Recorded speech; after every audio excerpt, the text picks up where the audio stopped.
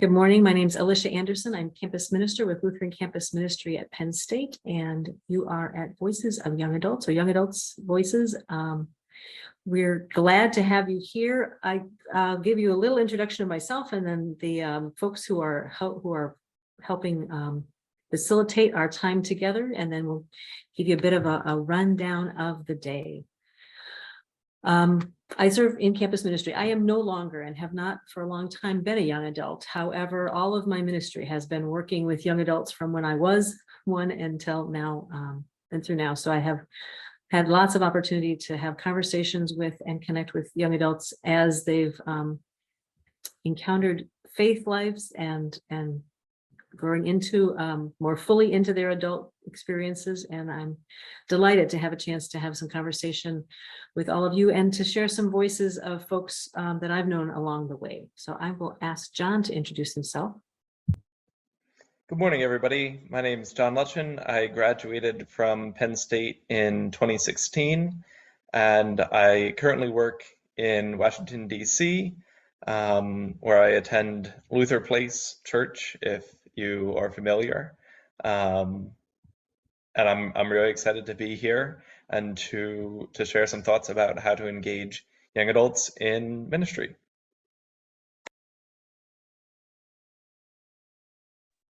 Joanna. Good morning, everyone. My name is Joanna Golden-Knoll. I am on the very, very high end of young adults, the young adult sector.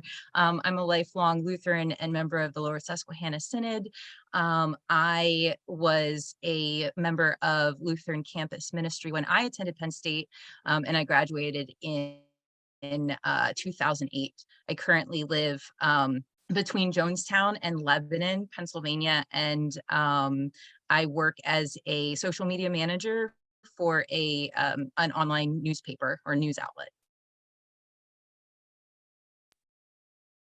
Thank you both for being here today, and thank you all for being here today. You had lots of options, and we're grateful that you came to join us and be part of this conversation. I think that John's going to fill us in a little bit about our Zoom etiquette. I'm guessing people are pretty familiar, but it's always good to review just in case. Yeah, we would ask that during the playing of the video and the discussion time, if you're not actively speaking, to have yourself muted, which we're doing a great job of. We would also encourage, while the video is playing, to use the reactions and the chat to share your thoughts as they come to you, and use that as a discussion tool where we'll also have time to share thoughts after we watch the video. We would ask for those pieces to start the discussion, to use the raise hand function to say that you'd like to share some thoughts, and then we'll call on you to have you share those thoughts, and continue to encourage you to use the chat to say, to respond to those comments. Wonderful. Thank you, John. I'm going to briefly share a few slides with some information as I chat. We are going to talk to you or have a chance for here's the voices of some young adults. Here's just a little the little blurb of what our workshop is to be about. We want to thank the young adults who are adding their voices for their openness, their candor, and their vulnerability. We're grateful for their willingness to help the church learn and grow. You're going to hear from 8 different young adults, and you may hear some things that you don't agree with. You may hear some things you are uncomfortable with. You're not going to hear anything offensive, but you could be surprised and caught off guard maybe, or you may resonate with much of what you hear. But I invite you to rest into that and be open to hearing from these folks from different perspectives. As we work our way through, we invite you to look for what catches your attention, for themes that emerge, what surprises you, and what you are learning. As John said, we'll go ahead and use the chat and the reactions throughout the time. hopefully those enough transitions, it won't feel like an overly long amount of time. We just have a lot of folks who have a lot of things they want to share with us. So we'll look forward to having a lot of different voices. At the end, we will have some time for conversation together. So plan to work all that out when we get there. But are there any questions?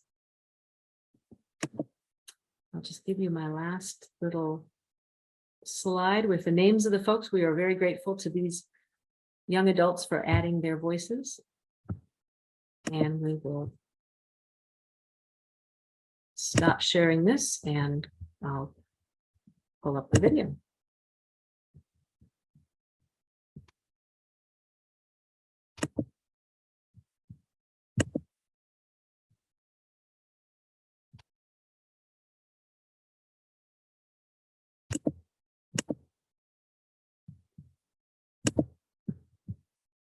Sorry, I just learned that my computer will only let me pull up one video at a time, so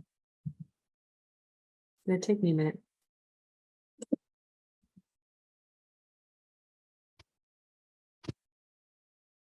Try.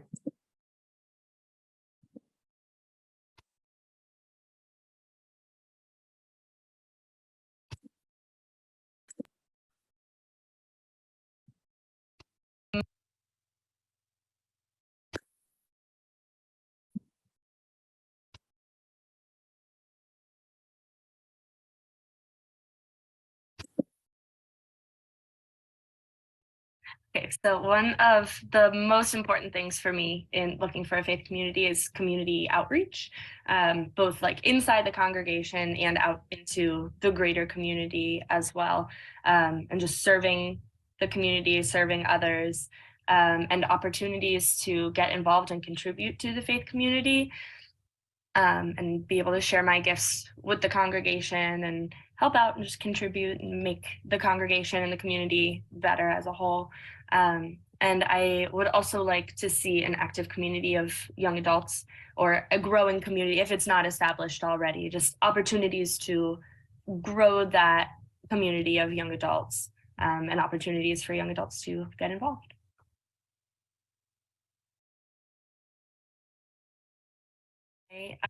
We recently switched churches. We had been going to a Lutheran church that was very close to our house. And that's why we started going there, just because it was convenient. And we went there a couple times. We actually joined, like we became official members.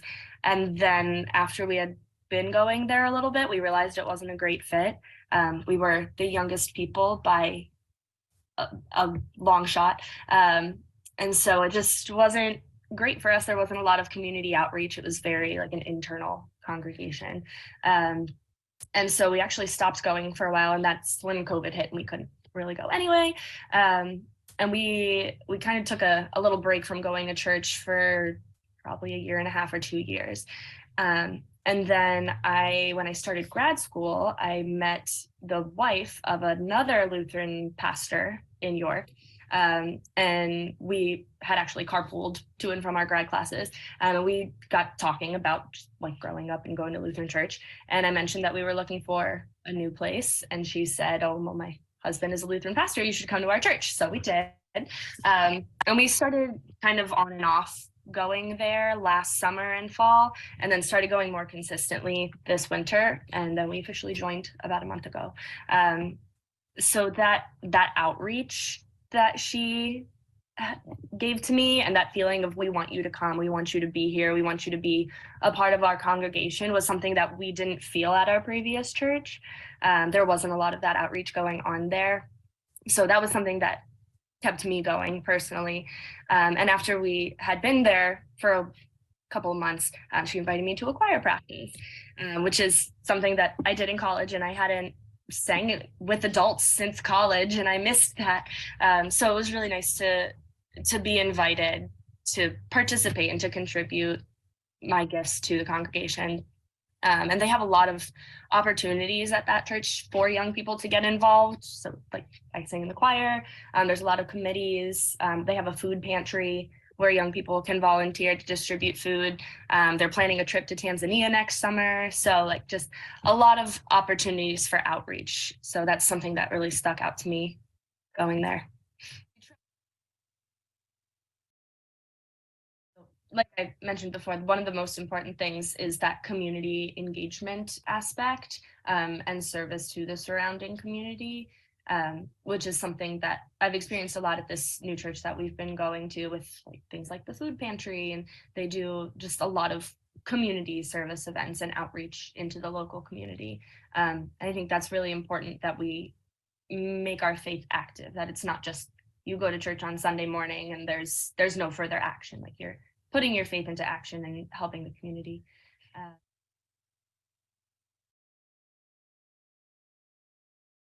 So I would say that community outreach piece is very important. And I think leaders of a church who are looking to get young people more involved could explore opportunities for that community outreach. Because for me, if my only church experience is just going to church on Sunday morning, you stand up, you sit down, you sing the songs, it's not really about serving God at that point, or serving others. That's more individualized if that's the only experience that you have.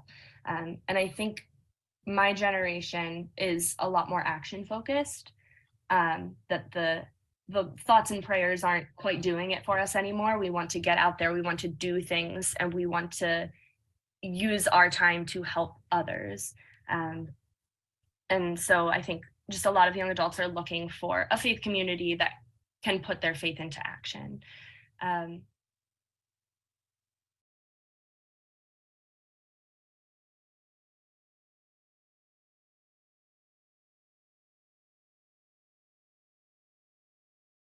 The most important thing that I'm looking for in a faith community is a community that is made up of people that I would want to be friends with, people that I get along with and share many of the same values, not just in a faith-based way, but in a broader spectrum way.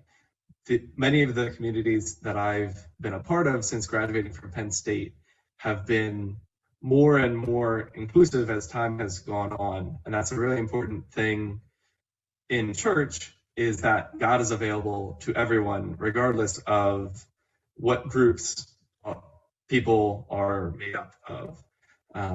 Several of the churches have been reconciling in Christ churches, and that's not just a label that's been thrown on. The people that are there truly believe it. And been talking with other 20 to 30-year-old people who go to these churches and are recovering from past church traumas and have found a community that they feel like they can be a part of for the first time.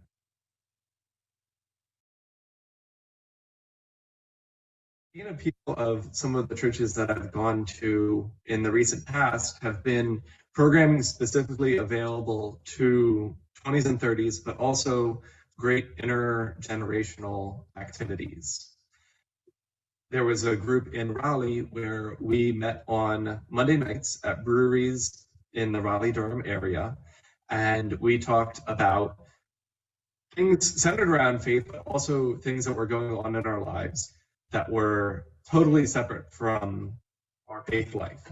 And it was a low pressure, easy buy-in way for people of similar ages to connect over what it's like to go through life in the same stage as everybody else, in ways that, you know, many of my friends didn't talk about going through their own life. But the church that I'm going to now offers a big variety of intergenerational activities. There are several gardens around the church space, and once a month during the spring and summer, there's cleanup, so weeding, and also plantings and a variety of care available to anybody who's interested in getting their hands a little dirty. And you know, most people who show up are in different age brackets, and people bring their kids or grandkids, and it's a great way to care for the earth and also get connected with other people. A couple of things that are really important when joining a faith community is feeling like the church matches me as a person. When I look around a church, I want to see people that I can identify with and also match with to talk to before, during, and after the service. There's also the church that I'm going to now offers a bilingual service once a month, and it's a great way to, because the community around us has a lot of Spanish-speaking people that come in, especially on those Sundays. It's important that the service is accessible to them in their native language. I don't speak a lick of Spanish, but it has exposed me to interesting music. I've picked up some Spanish words and phrases, and also connected with a community that I wouldn't necessarily have a lot of inroads with in other settings. I also think it's really important that pastors or church leaders reach out to people, young adults, individually to invite them to activities. The overall announcements are really helpful, but getting a text reminder or an email reminder that something is happening and we'd love to see you there and here's what's going to be available is very helpful. And I find that I'm much more likely to attend with a personal invitation.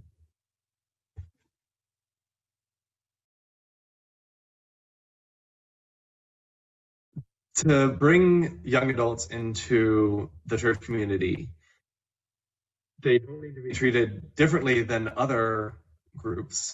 They want to be included in just as much as anybody else, but the approaches to it, I think, are a little bit different. Like I said before, getting a personal invite to events and activities is a great way to have young adults show back up at church or at events.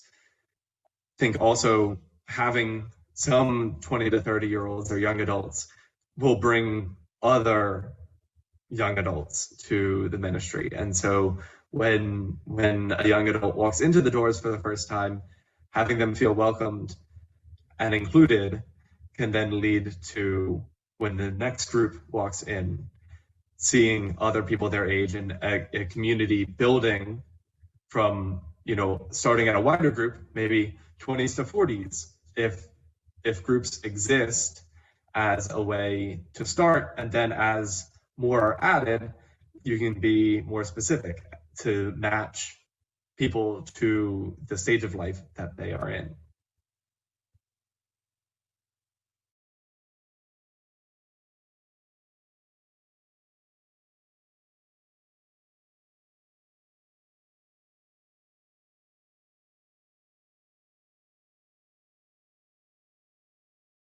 I would find a faith community that has a very active young adult community.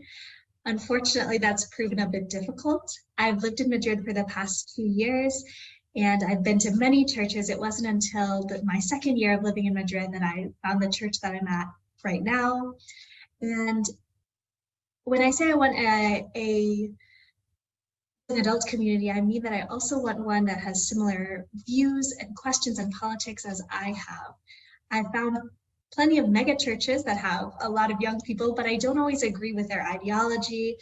And I often don't feel like there's a space for discussion or growth or doubt within those churches. So it's been a tricky balance to try to find a church whose liturgies and worship and interpretation of the Bible I agree with, but that also has people that I can relate to and people who are my age and people who I feel that I'm at the same point in my life as they are in theirs.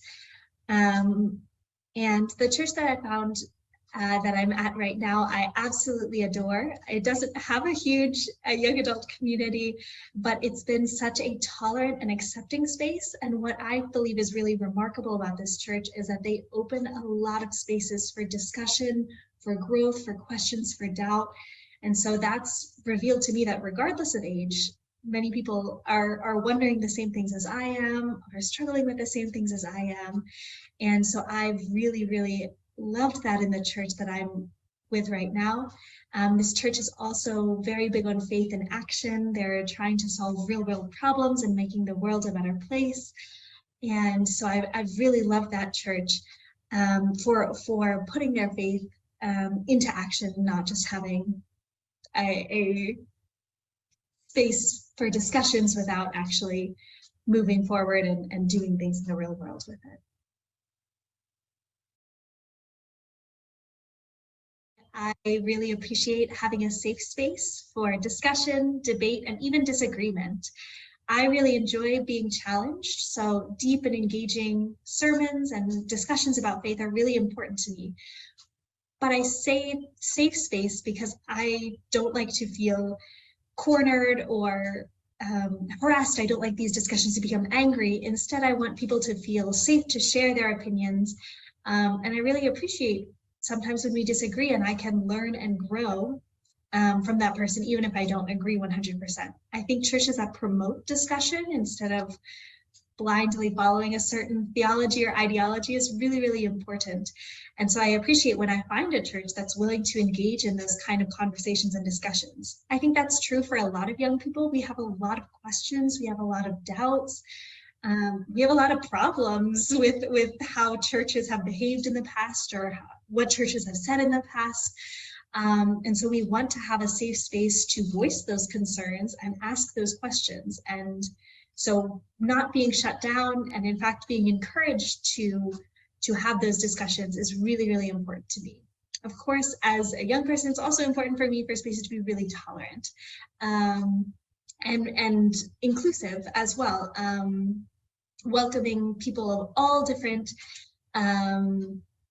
languages, ethnicities, races, sexualities, genders. I think that's so, so important. And so even to see that modeled in liturgies and services as well is something that signals to me that this church is really welcoming and inclusive of all people.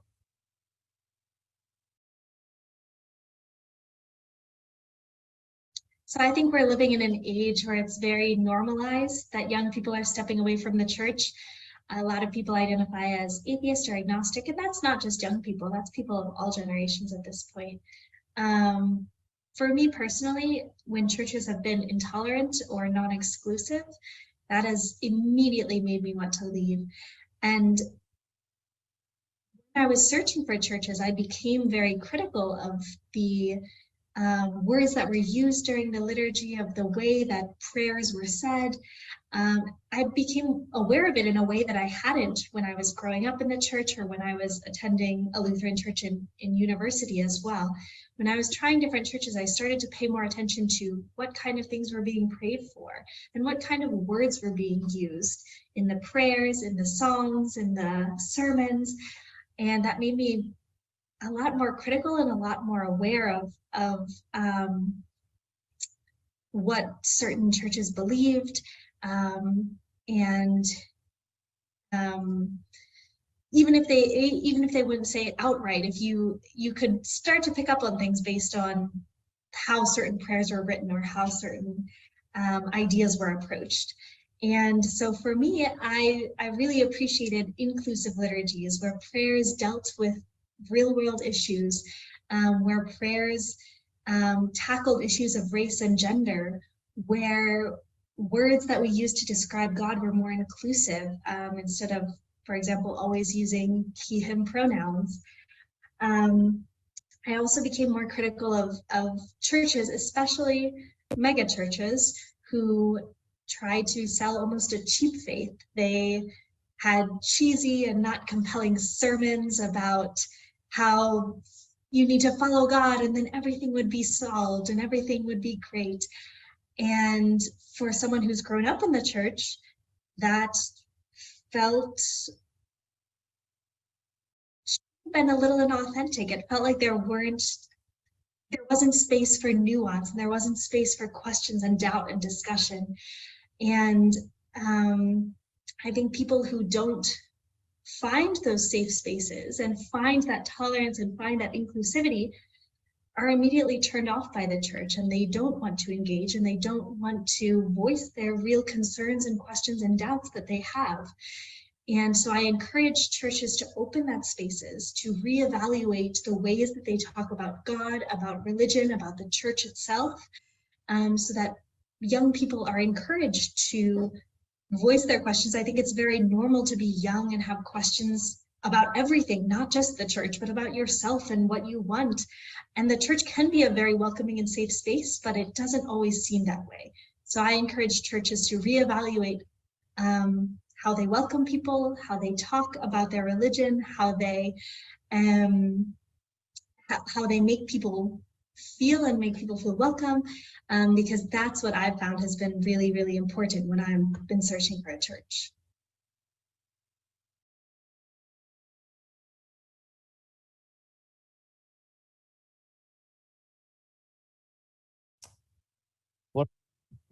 I guess what I need most right now is, as a queer person, I need a faith community that can accept me for who I really am, because I've found that when I've compromised that aspect of my personhood for communities, it's just not been a very mentally or emotionally healthy environment for myself. And so for my own well-being, I need a community like that. Sorry if I'm looking off to the side. I took a few notes before we started. I guess I'd also look for something that is rather progressive on social issues like race, poverty, obviously LGBTQ+, immigration, etc. I couldn't go to a hyper nationalistic Trump supportery church. I could not live in that environment because that just doesn't reflect my values as a person. And yeah, I think those are the two big ones. And also I generally do look for a church with a pretty standard issue American Lutheran liturgy. I've told myself that if the first 2 points could not be met in a church like that, I would experiment with Episcopalian, Presbyterian, Methodist, etc. But those are the three big things. Then a bunch of little things. It'd be nice to have a church that's sex positive, but I realize it's a bit of a harder sell for older generations. So I understand that can be a bit tough. Lots of opportunities for service in the community for people who are poor or the hungry. I volunteer at I almost did a food kitchen, but a food pantry with my church, and I really like that. And I'm also big into choir and Bible study, so those things are nice. But the first three things are the most important, and the other things would just be like really nice. I'd appreciate them. I guess the first and foremost thing is that I really think the church needs to be open to change. I don't think young people value the same things that a lot of the older generations do. And like, I don't mean to harp on like those old people just don't get it, but like, I think new generations are like more vibe with different things. And like, I don't think the church can really appeal to young people if it sticks to the mindset of it's all about holding those traditions in place. And this is the faith of our fathers and the hill that we will die on. I think if you do that, you'll just die on your hill. But I just like the first thing I would say that the church needs to have an open mind about new things and new concepts, even like new social positions, like obviously queer folk, because I think that's a huge turnoff for everyone I've talked about, is that they say, I am a queer person, or I am a close friend of a queer person who has been very much treated poorly by a church. And that has just put me off from it. And I get that. And I think the church just really needs to become more open to new ideas and new experiences and people, and also needs to take the church also, I think the second point I wanted to make was the church also needs to look at its past and kind of, I don't want to say atone or make up for it, but like the past needs to be addressed. In my friend group of people who are more religiously free thinking, another beef they have with the church is that as an institution, it's played a role in things that they find abhorrent, like colonialism and racism and segregation and so many other things you could name. So I think as a church, I think we need to I don't think that the church is forever tainted by its past and can never move beyond it, but I think as a church, we need to kind of acknowledge what happened in the past and do our best to make it right. Like I remember I guess a really good example was, I know Luther wrote a bunch of very anti-Semitic tracts back in his day. And like in the 1990s or something, the LCA issued a formal apology to the Jewish community. That kind of stuff is fantastic. Like more of that kind of thing, owning up to things like the Crusades, imperialism, the scramble for Africa, etc. I think if we do that as well as being open to new ideas, I think that'd be really good, because that would be really what gets young people like me more at home and more open to the idea of being a member of an organized church.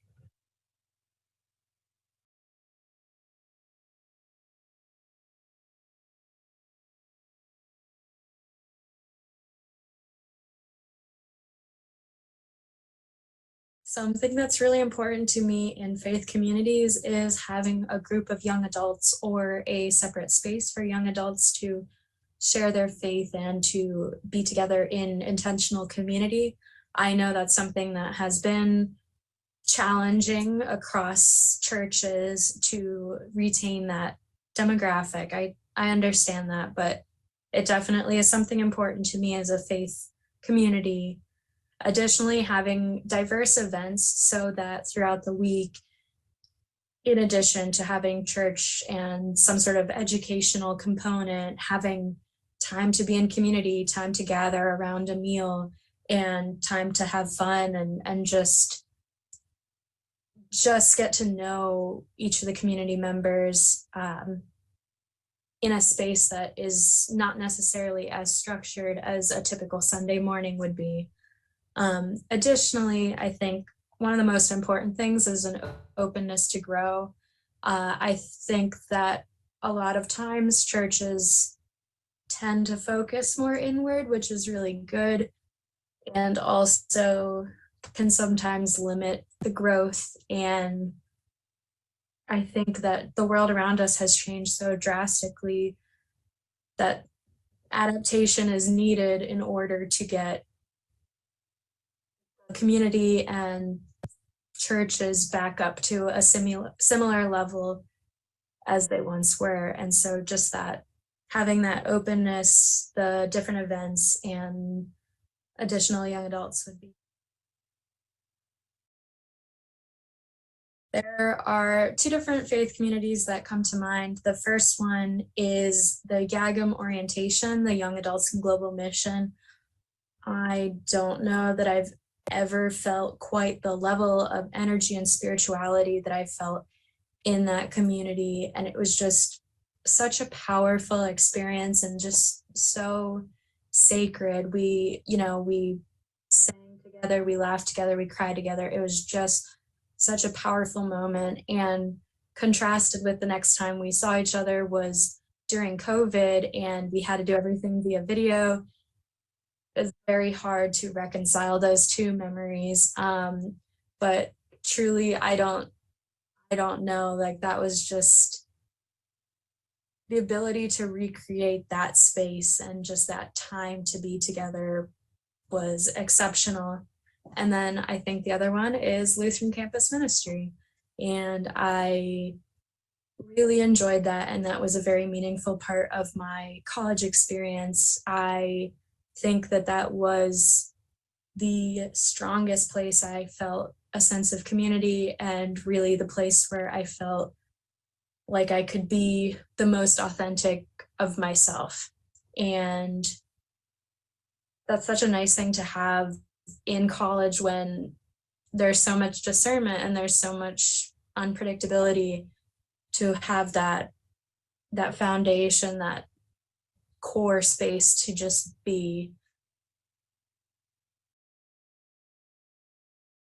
One of the things I think is most important in a faith community is their sense of welcome and their friendliness. And I have seen many examples on both sides of this, and I can definitely attest to the fact that a congregation that will introduce themselves to people who are visiting, or will make sure to get their names and just make them feel welcome, is far more effective than a congregation who tends to be more focused on, talking to people they already know and not having that space for refreshments after or things like that.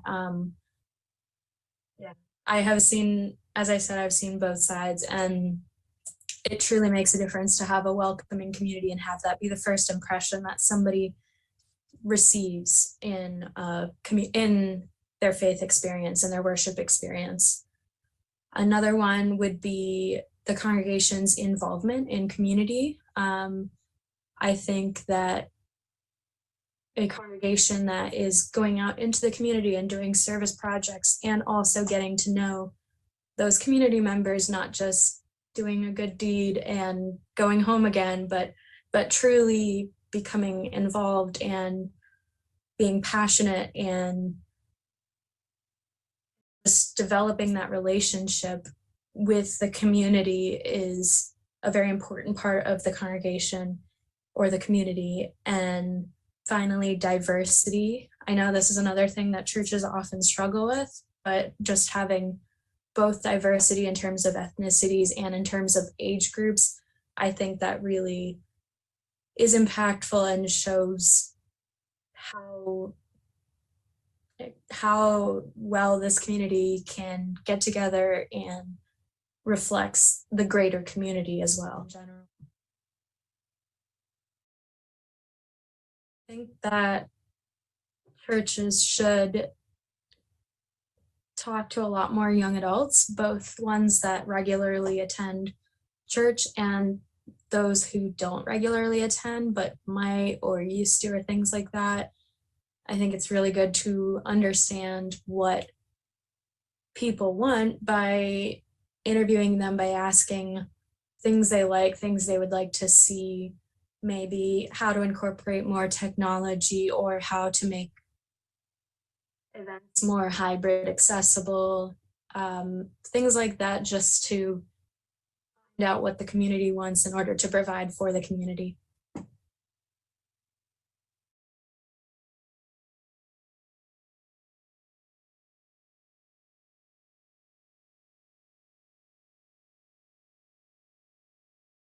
Think about a faith community, I think of a couple different things. The first is that I try to find a group of like-minded people, people that will I get along with, but also people that challenge me in my faith.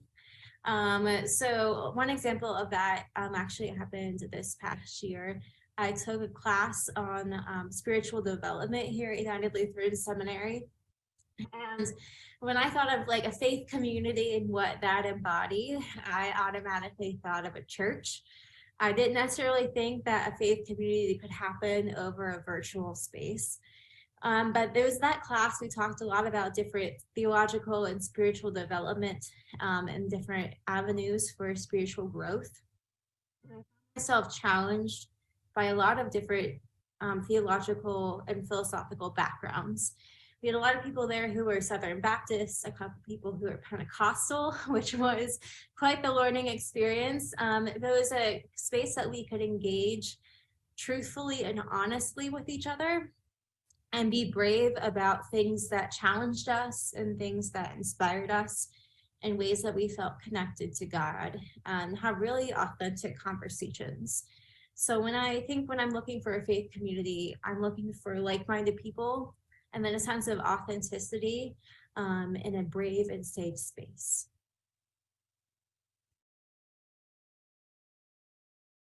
Oddly enough, I think one thing that really helps is engaging people outside of the church.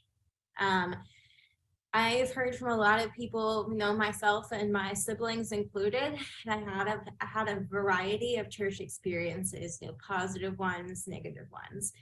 And those people who may not feel accepted, our brothers and sisters in Christ in our LGBTQ community, for example, who might have had really negative experiences of feeling unwelcomed or not wanted in congregations. And as a result, the building might not be the best place to meet them. Reaching out to those people at local coffee shops or the local winery or cidery, just sitting down and having a conversation about, what's life like, getting to know you, but also getting to know the people. I also think it's really important, as pastors, that people see that, we're human too. you know, we mess up, we have, good days, we have bad days, and we're not perfect all the time. So I think if we're authentic with, who we are and who we're being called to be, the experiences that we've had in our lives, be it death, divorce, the losses of loved ones, strained relationships, although they are hard to go through, I think it allows for more authentic relationships with the people that we serve, and guiding them, not necessarily in the pulpit, but outside of the pulpit and as friends within the community, I think is an important touch point as well.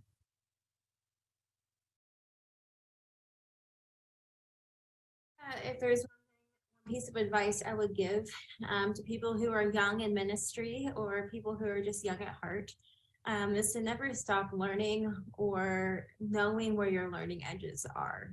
I'm thankful that during my internship year here at St. James, I have a really supportive community and a really supportive internship community that checks in with me and makes sure that, I am learning and growing as I'm going through this process as a seminarian at the end of my seminary career. But I also think it's really important that throughout ministry, after you're ordained, you're in your first couple years at a parish, or even you're out of parish for 25, 30 years. Complacency is never great. It's always important for us to keep learning and to keep growing and to figure out what makes us uncomfortable. Because I think if you read the Gospels, Jesus reached out to places and to spaces and the people who did not feel comfortable within society.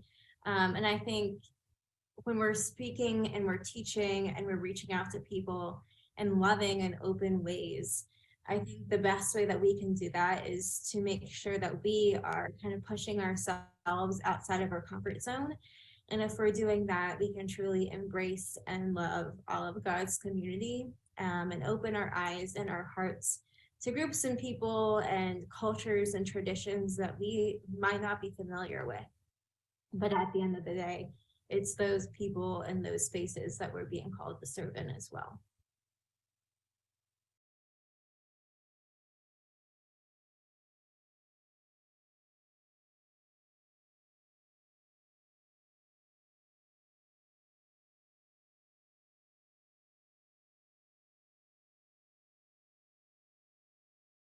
And I think I'm really looking for a place where anyone is kind of welcome to join, and so it doesn't really matter where your background is. You can you're welcome to join the dinners and participate in activities.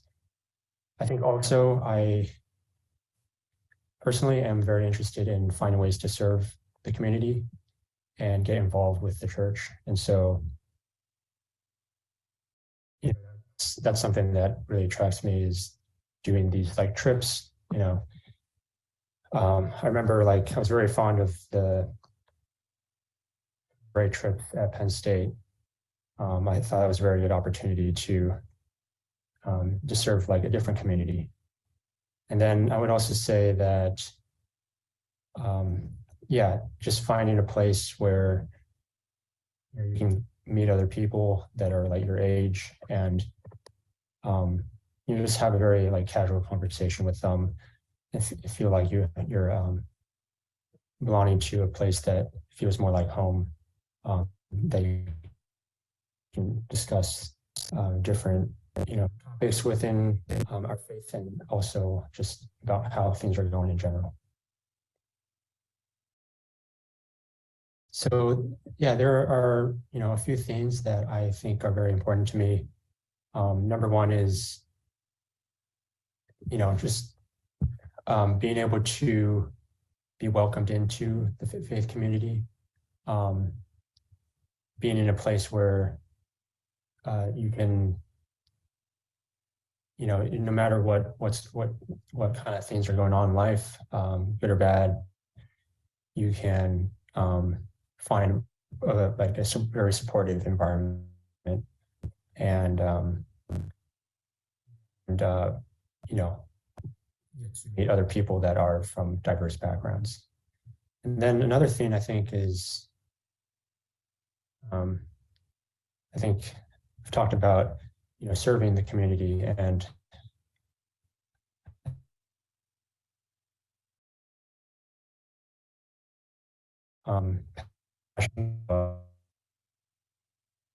doing training in the church, but also traveling to other places. So like, I remember at Penn State, we went to Washington, D.C. and did some learning there and service.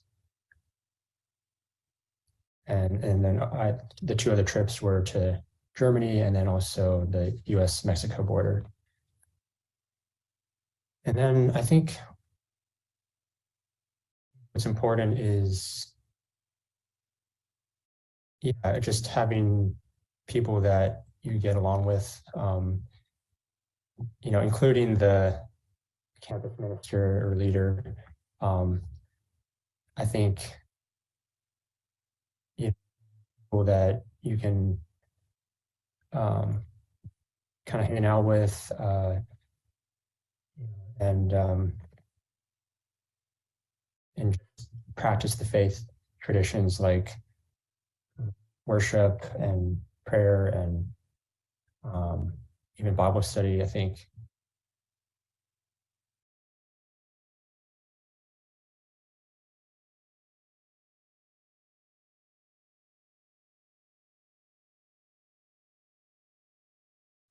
when I'm looking for a faith community, and to be quite honest, I haven't done that very much because the faith communities that I've found, I've stuck around with a very long time. It always comes back to belonging, feeling like there's a place for me at that particular organization or, that group. And also feeling like questions and conversation and thought are welcome and accepted.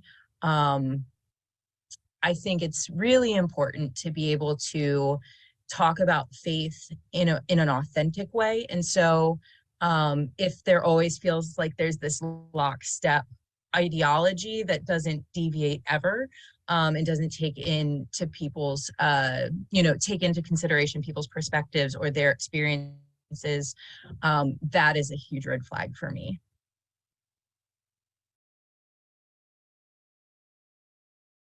I think it's really important to remember that everybody coming into a faith community comes from a different place in their life. Even if they look the same as you do, or they are from the same place. I think that there are a lot of people who maybe didn't go to church when they were kids, but now are looking for something. So they might be starting from a different place than maybe somebody who has gone to church their whole life. Or, they're coming from a different background. Maybe they are unmarried, maybe they're not looking to get married, maybe they don't have children. And so like just remembering that all of those differences are valid, and that all of those different things can also make you feel either welcome or unwelcome depending how they're approached is really important.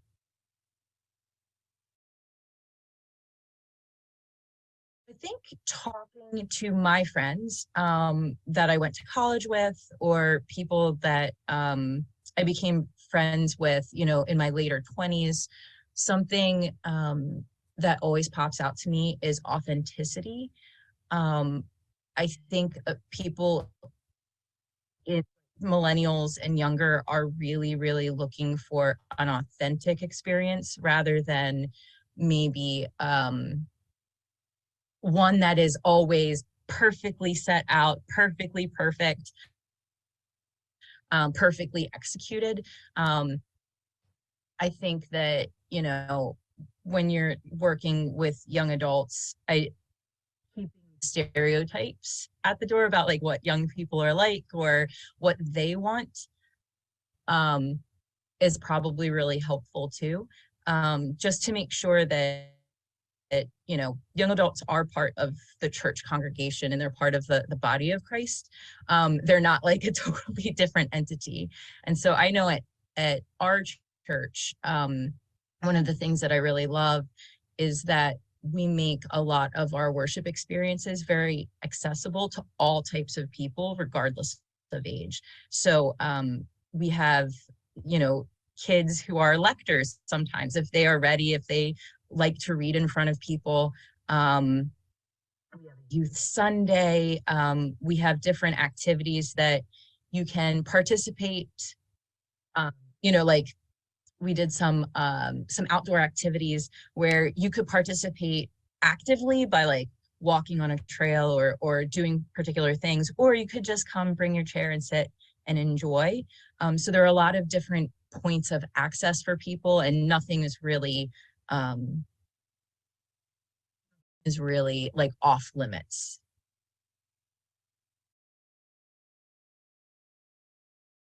Something that comes up with my friends in conversation a lot is how sometimes churches can feel unwelcoming to people who do not have children, or who are a little bit, you know, older young adults who aren't married.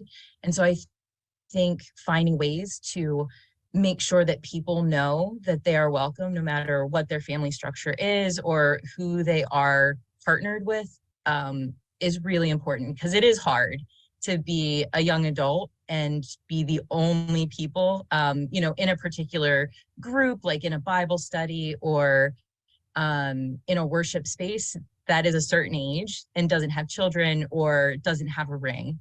And so I think keeping that, keeping aware of that is really important too.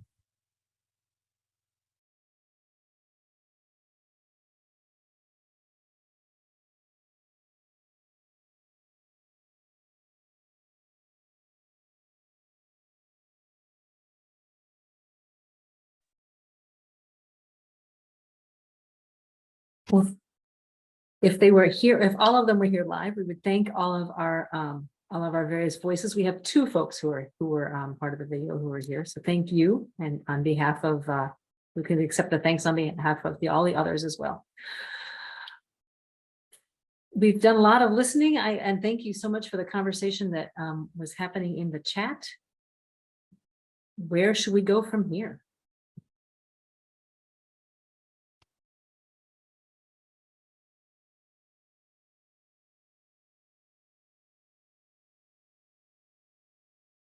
Well, I think maybe we should start with Susan's questions and comments in the chat, since she was so brave and vulnerable to put them out there. I will say though, just as a point for myself, I'm so glad that I did not wear the sweater that I was planning on wearing today, because it was the exact same one in the video. So yay for that. But Susan, I'm sorry, she said, you know, if you are in a church with aging people and you've done all of the things that youth are asking for, like text messages or invites, and nothing is changing, what options are you left with? And I think that's a very valid question. And I think it's a question that a lot of churches are dealing with right now. John,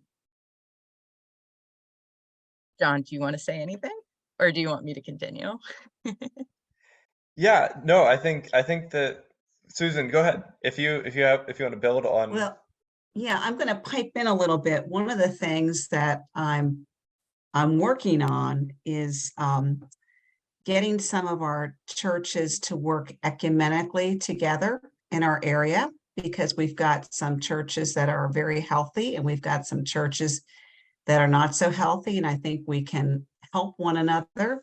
But one of the aspects that I've thought about with this is, how do we engage not only the really young children, but how do we engage the young adults? Because in our particular community, they seem to have gone AWOL.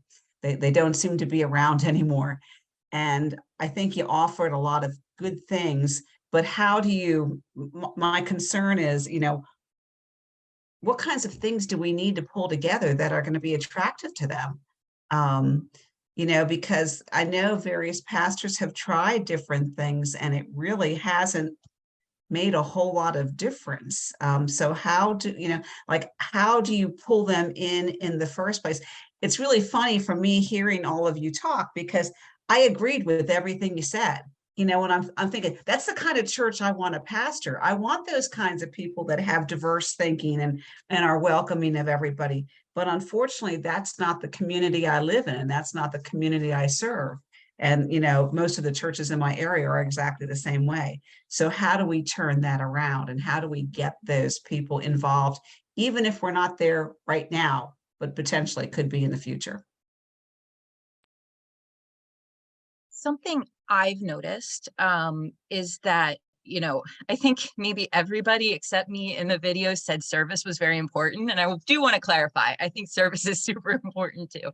But I think I've noticed that service opportunities that are outside the normal worship schedule seem to be places where at my church that I attend right now, that's where we see a lot of people showing up as visitors, because I think it's easier to invite someone to say like, hey, let's go tie off quilts, or today actually our church is having a dance in conjunction with a disabled group in the area. And so it's easy to say to someone like, let's go to a dance for 3 hours. That's fun. Like, let's eat hot dogs and do the cha-cha slide, rather than saying like, hey, do you want to come to church with a liturgy that might be really unfamiliar to you as your first entry in?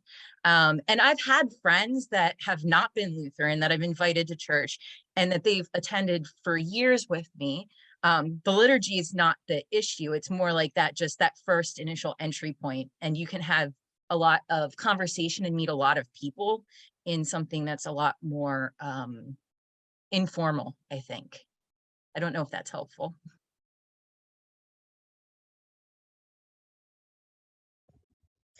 Susan, I also think you brought up a really good point about bringing several churches that are in a similar area together for activities, because while you may have, small groups of young adults in each individual church, creating a wider community, and I think I touched on this a little bit in the part that I talked about, but creating a wide community, and then once you have a large enough group, then kind of separating into smaller groups can be a really effective way to engage other people. And I think Joanna made a really good point that having first entry points or outreach spaces that aren't centered around a Sunday is a really great way to get that first, feet in the door.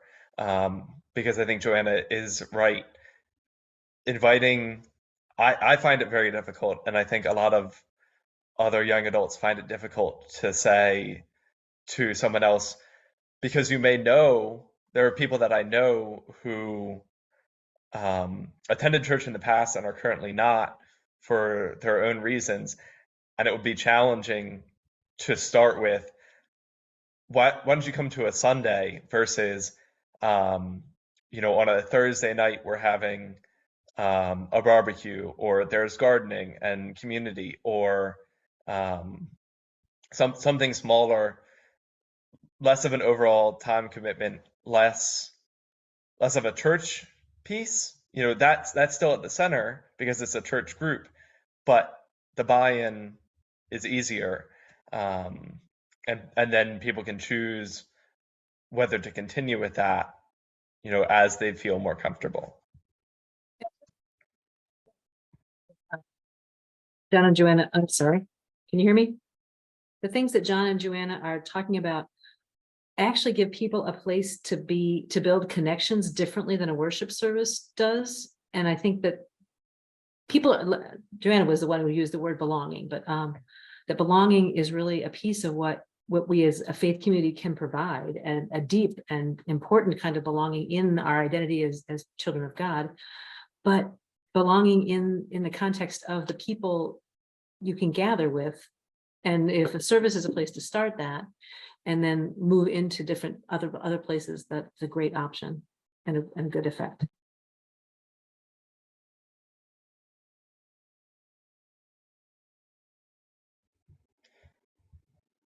Deb, you've had your hand up for a minute. What would you like to share? Actually, this is a question of mine. We're together. How important is it this, I heard the thing about inclusivity and safe spaces and that sort of thing. Is a church as being an RIC church and leaning into that, is that something important to young people, do you believe? I was the one who talked about that specifically, and it's not a prerequisite. I would certainly consider going to a church that doesn't have that designation, but still believes in those same values. Or, the label is nice because it's an identifying way from the outside when someone is sitting at home doing research about a church that is in their neighborhood. It's a label that shows part of what the church is about without ever setting foot into it. And I think for people in the LGBTQ community, that is a really, I would say, I am not a part of that community, but I believe from my experience going to churches that that is kind of a defining benefit for some young adults, specifically those in the targeted communities. Yeah, we're in what I'll call like a landlocked congregation. In other words, we don't have any parking and that sort of thing, but we live in a very vibrant neighborhood where there's a lot of walking traffic and that kind of stuff, and you can tell just by the neighbors and that kind of stuff that there could be an openness to that. So in some ways, I just wondered if it was important, if there would be something that we would need to try to engage in. I'm talking about our congregation engage in maybe looking at that possibility. I do think for people who are like in the know of what RIC means, and maybe grew up Lutheran and understand that, that's probably a great thing to have. But for me, I think there's a lot of people who don't know what that means, probably even in the Lutheran Church who don't know what that means. So for me, it's more important, kind of what John said, that like that spirit is in the church of inclusivity, of, handling people from all walks of life with the respect that they deserve, and understanding how different parts of worship life and worship as a church might be alienating to certain people, and trying to fix that, and just having that ongoing conversation is extremely important to me. And one other related point, even if you don't have the official designation of RIC, what your website or whatever your front-facing images are, whether it's a bulletin board or what's in your bulletin about inclusion, people are paying attention to those things. I mean, even not just young adults are checking out websites. I'm not a young adult anymore, and I will check out a website and to see what people in a congregation are wanting to make known about themselves. So paying attention to those things that you're communicating, and a really intentional inclusion statement, if you're not all the way to the point of RIC membership, can communicate what you want to tell and gives a chance to be on the journey. Thanks for the question.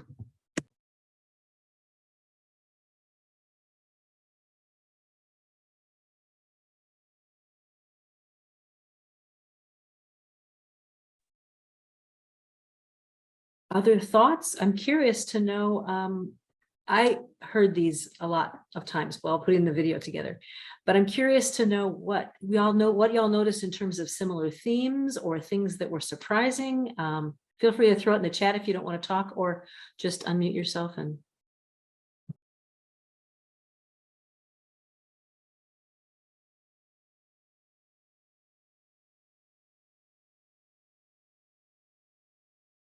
There was really nothing surprising to me in what they shared, but I found it very refreshing to hear what they shared, because it's what a lot of pastors have been thinking and saying for years, and we're not being heard.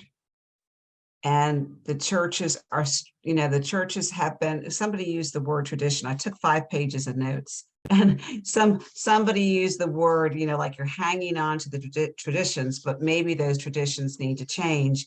And it's been really, really hard to get the people who have grown up in the churches, they've been baptized, they've been confirmed, they've been married.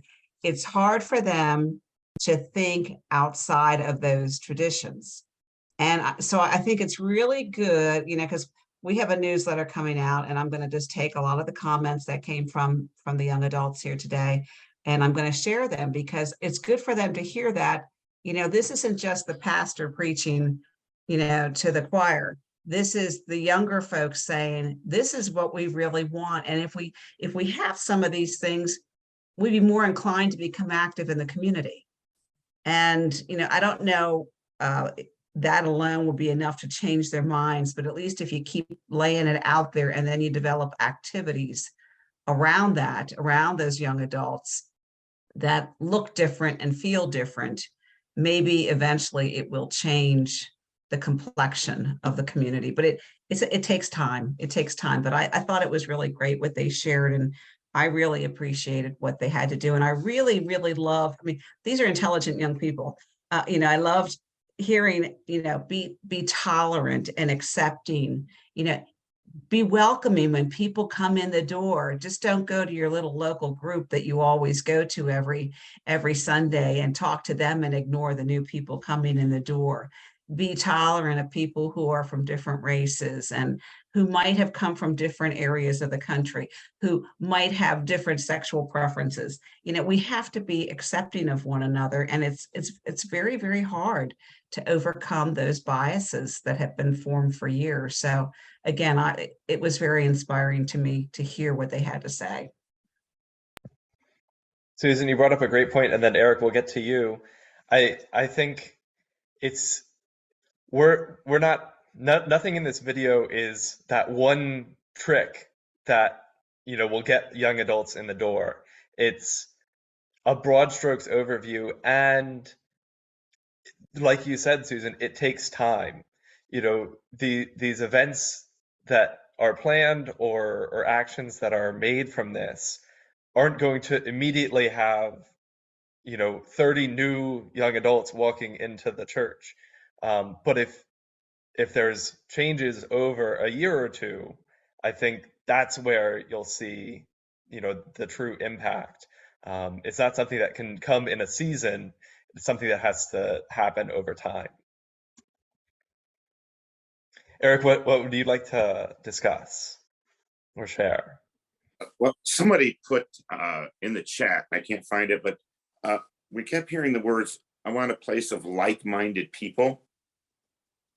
And, that kind of hit me in a bad way, maybe because I'm not a young adult anymore. But it's sort of like, I'm not going to come if you don't believe like I do already.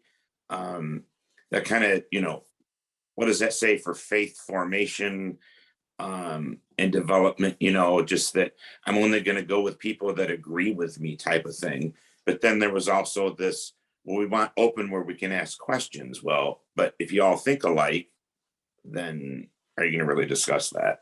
So, and I can't remember, I can't find who else put that in the chat, if they can speak up too, but that was just something that I had,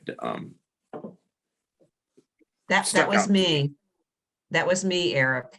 It struck me when I heard it for like the second or third time, because I don't think we really need like-minded people. I would rather have many more people who are diverse thinkers, because I think like-minded thinking gets us into big trouble over the long haul.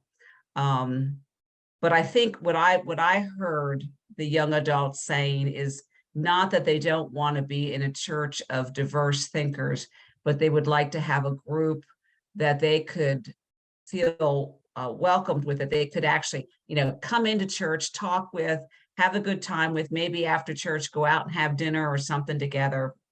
That they have a lot in common. So I think it's like having, it's like you have the diverse population, but you have a group of like-minded people of your own age group that you can get together and have fellowship with, so that you don't feel like you're the only one out there in the field. I think I got that right. I think my sense of when folks are talking about like-minded people, it didn't necessarily mean they were at the same point in life. I think the point they're saying is they were looking for a place where diversity was welcome and a variety of ideas were welcomed.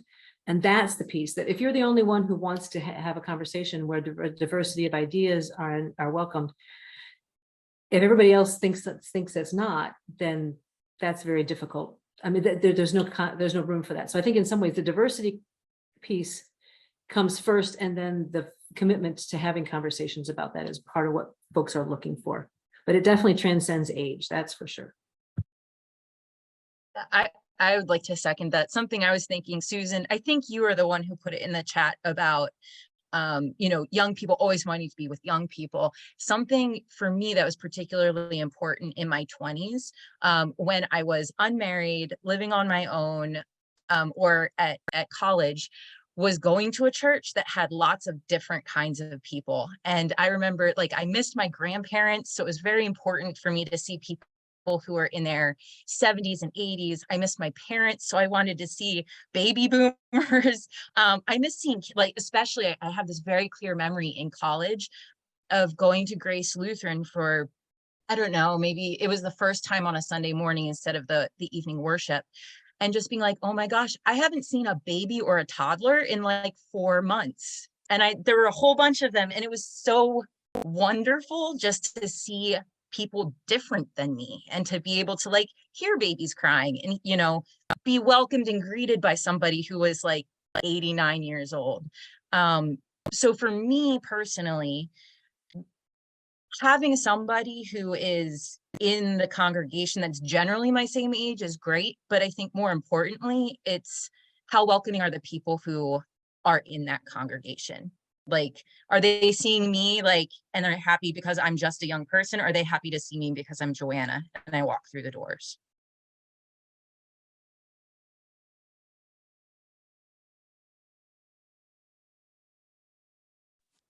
Well, I guess for me, kind of what struck me was the one person who says, I want them to, if I agree with them in theology, politics, and ideology. And then they made a comment about I couldn't go to a Trump supporting church. Because I happen to live in an area where I passed several Trump, banners on the way in, So, I mean, it's just that those people have something to contribute to. I'm not going to say that we're going to, I don't want to be around people that I always agree with. I think like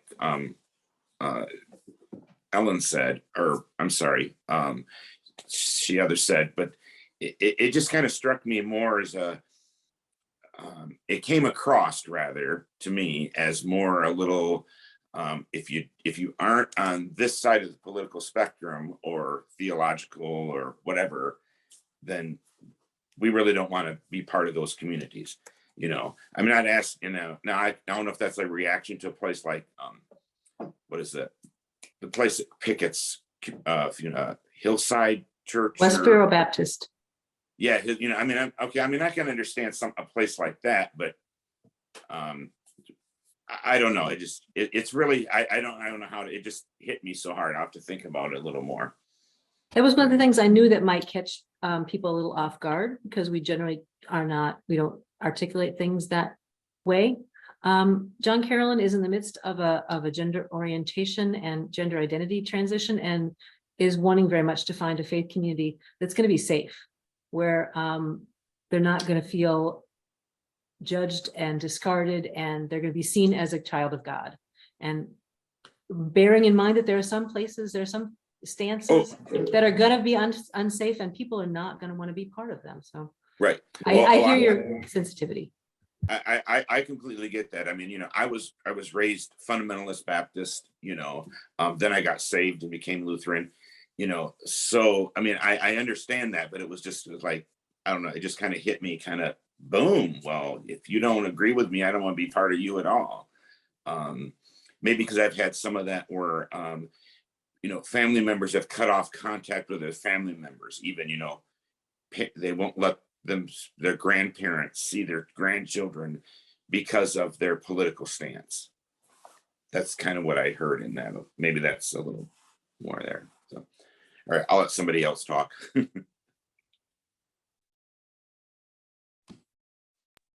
Alan, I would say Alan and Martin, I think have been waiting a while. Yeah. I'll mention, we just went through something like this. Our son moved away about a year and a half ago to a new place. And so it's the first time he's been outside our atmosphere. And his finding of a church was kind of interesting. There were four or five Lutheran churches in the city he moved to. And he tried all of them.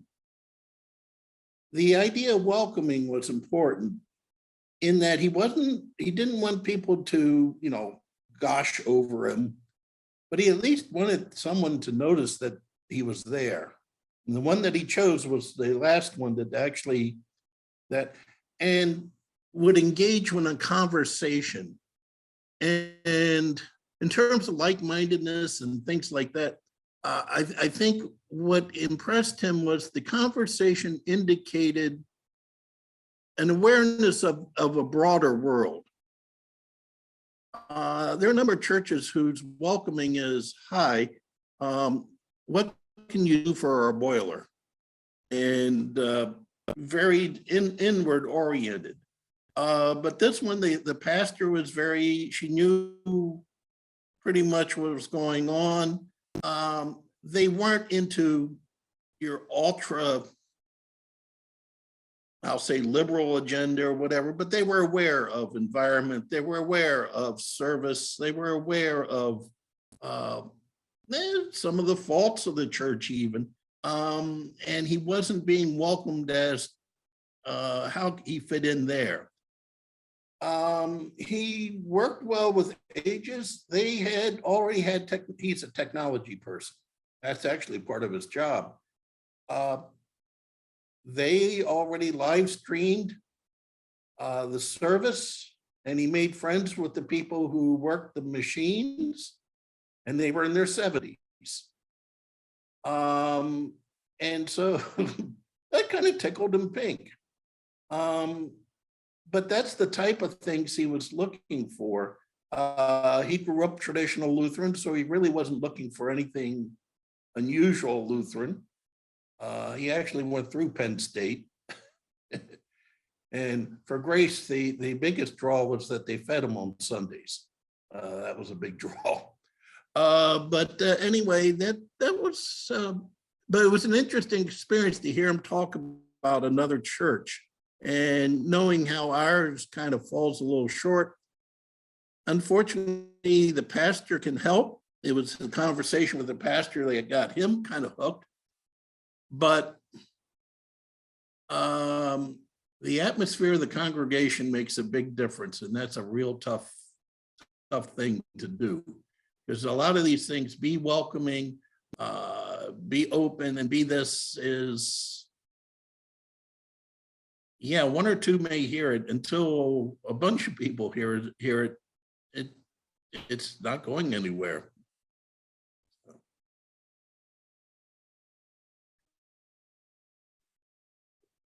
Well said. Well said. Go ahead, Alan.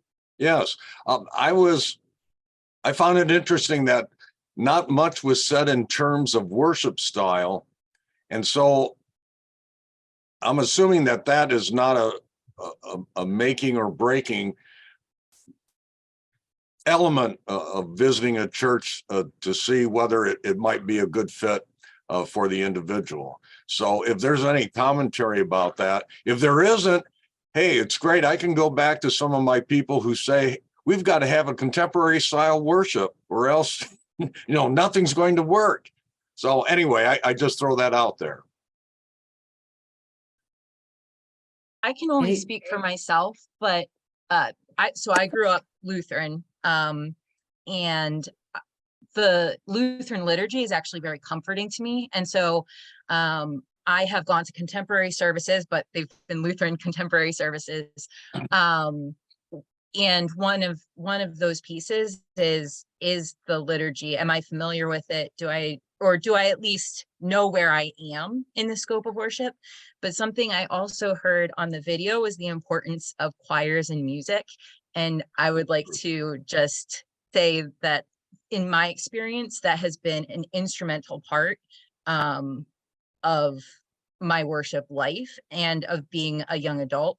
When I was shopping around for churches, when I moved to a new city, one of the first things that I looked for was a choir that I was able to join, that didn't maybe have auditions or have preconceived notions of like, if you are welcome, that's cool. Cause like, I like to sing, but I am not a Broadway star.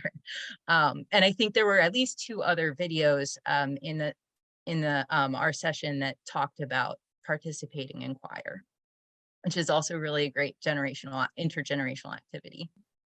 Thank you. Alan, I would say that any particular individual has their own preferences, but this generation of folks continues to have diverse opinions, diverse preferences, and also a willingness to participate in something that's not their first choice if they find it to be a good community, otherwise to be a good fit and authentic worship, always. Libby, you've been waiting. Hi, everyone. I'm Libby Baker-Meixel. I'm at ULS and at St. James in Gettysburg. And I just wanted to kind of touch on this aspect of kind of forcing inclusion and forcing diversity. I come from a very, very small, very rural church in Juniata County, Pennsylvania. So we have about 50 on a really good Sunday, 20 on a typical Sunday, same families for generations since the church was started in about the 1700s or so. And, spending time here in Gettysburg and kind of going back with all these ideals of, we need to do this, we need to do that. I'm also realizing that our churches are doing a lot. We're diverse in our own ways. When you think of diversity, at least when I do, automatically I think of, ethnic and cultural diversity. We think of sexual diversity, but a lot of the diversity that are in our communities, especially in small and rural churches, are things that aren't easily seen. Diversity as far as ages go, but also diversity as far as, health goes and as economics go.